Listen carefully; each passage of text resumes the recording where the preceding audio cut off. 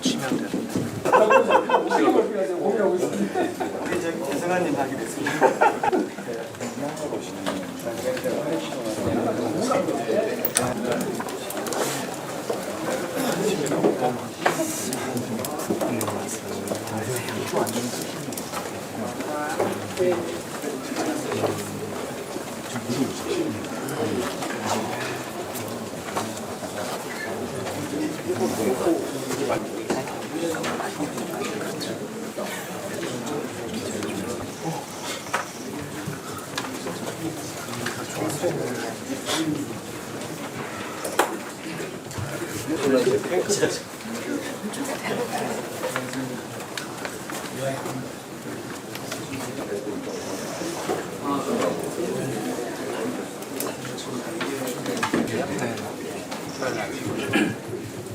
일요일 아침에 나오죠.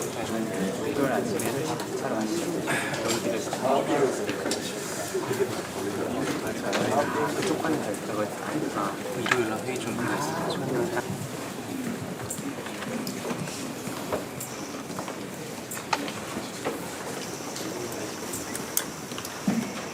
네, 대통령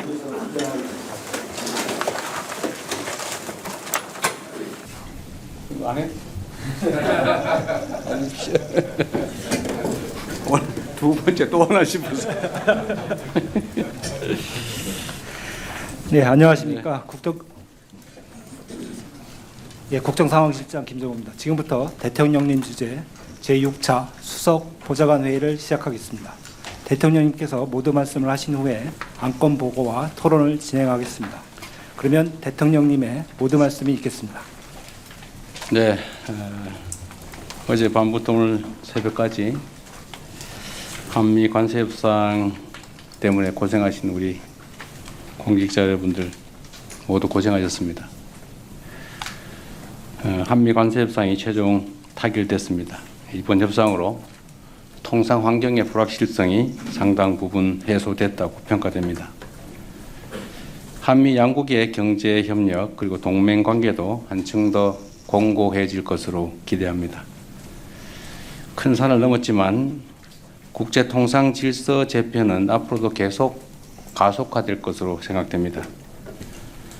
국익 중심의 유연한 실용 외교를 통해서 급변하는 대외 환경의 파고를 슬기롭게 넘어가야 될 것입니다. 관계부처는 국민의 우려사항을 면밀하게 점검하고 우리의 핵심 이익을 지켜내기 위한 후속 조치에도 만전을 기해 주시기 바랍니다. 그리고 우리 경제에 약간의 한계라고 할 수 있는 문제들을 극복하기 위해서 내수 비중 확대 그리고 수출 시장 다변화와 같은 필요한 조치들을 장기적 안목을 가지고 준비해 가 주시기를 바랍니다. 우리 대한민국이 걸어온 길은 언제나 도전과 응전의 역사였습니다. 정부는 위대한 우리 국민들과 함께 이번 도전도 새로운 도약 발전의 기회로 만들어 가겠습니다.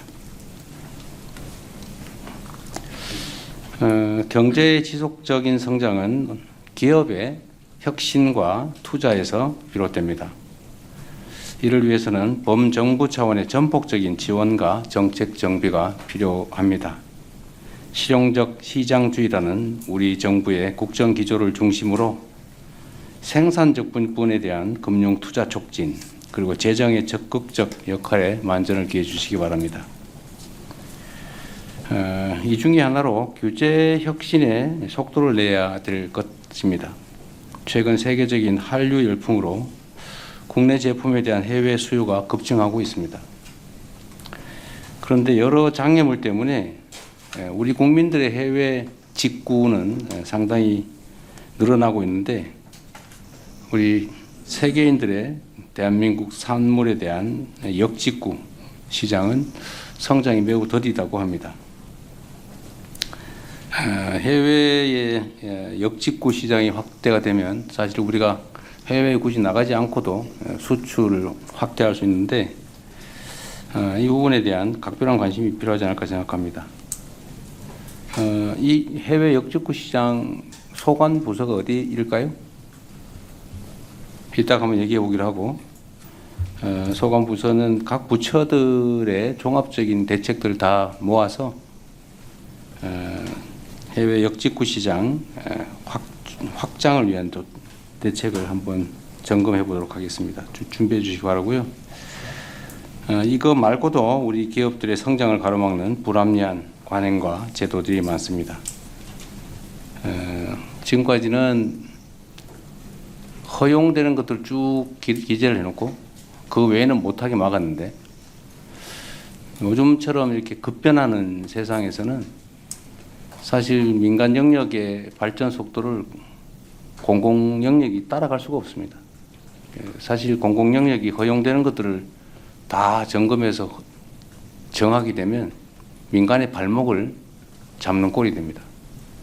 그래서 지금은 민간과 공공 영역의 관계가 역전이 됐기 때문에 민간이 자유롭게 활동할 수 있도록 꼭 필요한 금지 항목들을 정하되 그 외에는 원칙적으로 다 허용하는 소위 네거티브 규제 방식으로 대전환이 필요합니다. 전면적으로 하기는 어려움이 있을지라도 첨단 신산업 분야라든지 이런 부분들에 대해서는 네거티브 규제를 원칙으로 해야 되지 않을까 생각됩니다. 규제 혁신도 우리 총리실에서 아마 지금까지 맡고 있는 것 같은데, 신속하게 규제 혁신 기구를 정비해서 실질적인 규제 합리화, 규제 완화가 이루어질 수 있도록 나가기를 바랍니다. 국제적인 파고에 맞서서 우리 기업들이 자신감을 가지고 경제 활동에 전념할 수 있도록 금융, 재정, 규제와 같은 정책 전반을 속도감 있게 정비해 나갔으면 좋겠습니다. 제가 최근에 뉴스에서 좀 이해하기 어려운 일들이 있었던 걸 보았는데 놀라웠습니다. 스토킹 피해를 3번이나 신고를 했는데도 필요한 조치를 해주지 않아서 결국 살해당했다고 하는 황당한 일이 있었습니다. 신고하거나 요청하지 않아도 알아서 국민들의 생명을 지켜줘야 될 텐데 3번씩이나 필요한 조치를 해달라고 요청했는데도 제대로 현장을 모르고 그 요청을 거부해서 결국은 사망사고가 살해되는 그런 일이 벌어졌습니다. 범죄가 이미 충분히 예상되는데도 피해자의 절박한 호소를 외면하는 이런 무능하고 안이한 대처가 끔찍한 비극을 반복 초래했다는 점을 명심해야 합니다. 관계 당국이 이를 뼈아프게 받아들이고 자성할 뿐 아니라 앞으로는 이런 일이 다시는 발생하지 않도록 하시기 바랍니다. 책상 물림의 탁상 공론으로 국민의 일상을 제대로 지키기 어렵습니다. 향후에 유사한 범죄가 재발하지 않도록 엄정 대응해 주시기 바랍니다. 피해자 보호를 최우선으로 하는 제도 보완에 속히 나서 주십시오. 지금 우리가 기후 위기에 따른 폭염, 폭우 이런 걸 지금 겪고 있습니다. 기후 위기는 전 지구적 현상이고 피할 수도 없고, 그리고 그에 따라서 에너지 전환은 필수적인 우리의 과제가 됐는데, 여기에다가 AI 혁명 때문에 전력망 개선 등을 통한 재생에너지 공급이 매우 시급하게 됐습니다.